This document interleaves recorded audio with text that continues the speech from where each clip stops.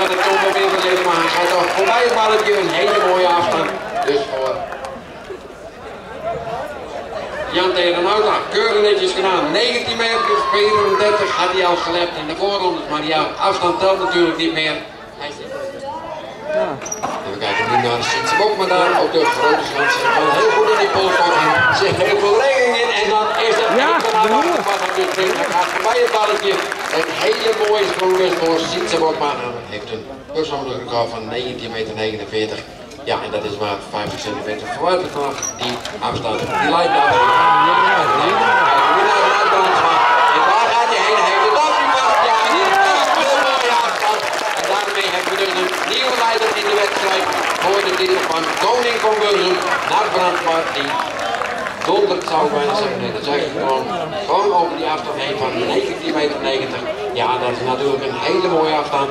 En dan hebben we een hele mooie nieuw persoonlijk record. 21 meter en 9 centimeter.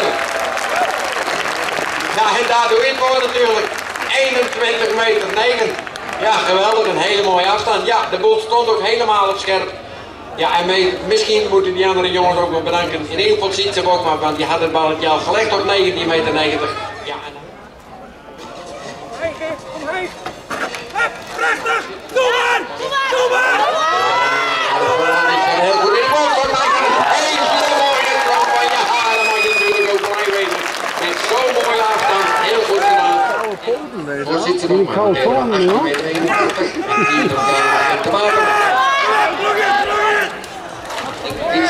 Ja, die maakt ook een hele mooie sprong van hier op de middelste schans.